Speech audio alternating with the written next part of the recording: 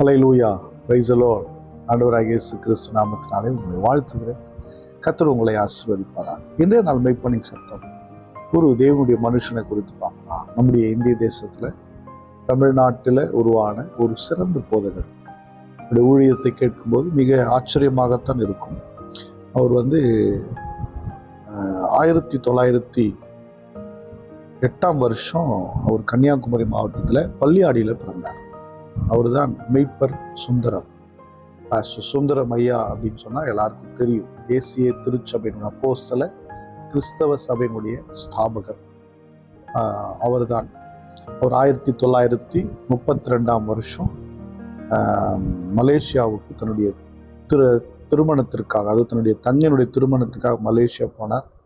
அங்கே ரட்சிக்கப்பட்டார். அங்கே ஒரு பெந்தகோஸ்தே சபையில் இருந்தார். சிபிஎம் என்கிற த பென்டிகாஸ்டல் மிஷன் சபையில் விசுவாசியாக இருந்தார். நல்ல ஒரு ஆவிக்குரிய மனிதராக உருவாகி இருந்தார்.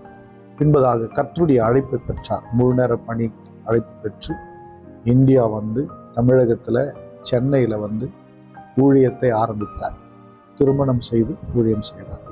இந்த சிபிஎம் திருச்சபையினுடைய அந்த பாரம்பரியத்தை அல்ல, திருமணம் செய்வது தவறில்லை என்பதை புரிந்து கர்த்தருடைய அழைப்பின்படியாக இங்கே சென்னையில் இருக்கிற புருஷவாக்கத்தில் ஊழியத்தை ஆரம்பித்தார். அவருடைய ஊழியத்தின் அனுபவங்கள் நிறைய பேருக்கு பிரயோஜனமாக இருந்தது. நிறைய பேருக்கு இன்றைக்கு அவருடைய புத்தகத்தை படித்தோம்னா நிறைய பிரயோஜனமாக தான். நான் கொஞ்சம் சில காரியங்கள் மட்டும் சொல்லிட்டு, நல்ல ஒரு ஜெப வீரன். எப்பொழுதும் முழங்காலில் ஜெபிக்கிற பழக்கம். முழங்காலெல்லாம் காய்த்து இந்த தோலெல்லாம் பிச்சு ஒரு பாட்டிலில் போட்டு வச்சிருப்பாராம். அப்படி ஒரு ஜெப வீரர். போயிட்டு ஜெபிக்க நின்றுட்டாருன்னா அவர் முடிச்சுட்டு வர்ற வரல யாரும் போகவும் கூடாது, யாரும் கூப்பிடவும் கூடாது. அப்படிப்பட்ட ஒரு ஜெப வீரர். யாரை குறித்தும் அவர் அனாவசிய விமர்சிப்பவர் அல்ல. தவறு என்றால் நேராகவே கண்டிக்கக்கூடியவர். யாராவது யாரை பற்றியாவது சொன்னாங்கன்னு சொன்னால் அப்படியே கண்ணு முடிக்க வரான், கேட்கவே மாட்டாராம். எந்திரிச்சு உடனே போயிடணும் அப்படிங்கிற மாதிரி ஒரு என்ன சொல்றது, ஒரு ஸ்ட்ரிக்டான ஒரு தேவனுடைய தாசன். விசுவாசிகளை கர்த்தருக்குள்ள அதிகமாய் நடத்தினவர் அவர் தான். அதே போல ஊழியர்களுக்கு போதிக்கக்கூடிய ஒரு போதனை அவரிடத்துல இருந்தது. அவர் தான் பார்த்தீங்கன்னா பூரண சுவிசேஷ ஊழியர் ஐக்கியத்தை அவர் தான் ஆரம்பித்தார். ஊழியர்களாக கூடி வந்திருக்கும் போது ஒரு முறை கேட்டாரா, எதுக்கு இந்த ஊழியர் கூடுகை? ஆளாளுக்கு ஒவ்வொரு கருத்துக்கள், வேதத்தை பற்றி தெரிஞ்சுக்கிறதுக்கு ஒவ்வொரு காரியத்தை சொன்னாங்களாம்.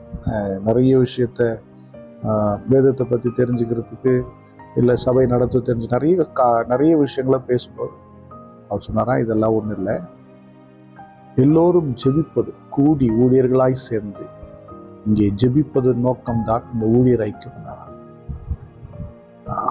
அன்னைய காலங்களில் அவருடைய ஜபத்தினாலே அநேக ஊழியர்கள் உருவானார்கள், அநேகர் ஊழியங்களை கட்டினார்கள். இன்றைக்கும் பல ஆயிரக்கணக்கான சபைகள், நூற்றுக்கணக்கான சபை, நான் நினைக்கிறேன் above 1000 நினைக்கிறேன்,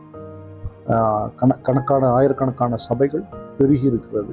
காரணம் என்னவென்று சொன்னால், ஒரு தேவனுடைய மனுஷன் சுந்தரம் ஐயா அவருடைய முழங்கால் நிமித்தமாக அநேகரை கர்த்தர் எழுப்பியிருக்கிறார். அவர் நம்முடைய தேசத்துல, நம்முடைய தமிழ்நாட்டில் வசிக்கிற சென்னையில், ஒரு வகை சொல்லப்போனால் எங்களுடைய சொந்த ஊர், எங்களுடைய பூர்வீகத்தில் பிறந்த ஒரு தேவனுடைய மனுஷன்.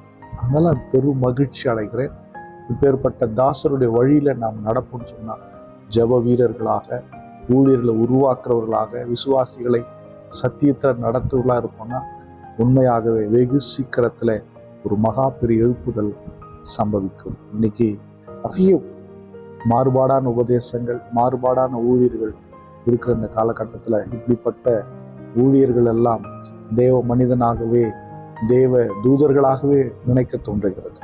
நம்ம எல்லாரும் ஸ்தோத்திரம் பண்ணுவோமா? ஸ்தோத்திரம் ஆண்டவரே.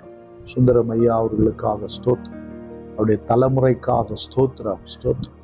இந்த ஒரே ஊழியர்கள் அவர் தலைமுறையில் பெருகணும்பா. ஸ்தோத்திரம். அன்பின் பிதாவே உம்மை ஸ்தோத்திரிக்கிறோம். இந்த நாளுக்காக நன்றி சொல்லுகிறேன். இந்த ஒரே பார்க்கிற ஒவ்வொரு பிள்ளைகளை ஆசீர்வதிங்க. சுந்தரம் ஐயாவை போல, ஊழியத்தை போல அநேக ஊழியர்கள் எழுப்பணும். இந்த அநேக திருச்சபைகளை கட்டி எழுப்பணும். வல்லமையான தேவ மனிதர்களை எழுப்பும் ஆண்டவரே. ஸ்தோத்திரம். நாங்களும் அப்படியாய் ஜெப வீரர்களாய் எழுப்புறோம். கிருபை செய்யுங்கப்பா. பார்க்கிற ஒவ்வொருவரையும் ஆசீர்வதி. இயேசு கிறிஸ்துவின் நாமத்தினால் ஜெபிக்கிறேன் ஜீவனுள்ள நல்ல பிதாவே. ஆமென். God bless you. Bye bye.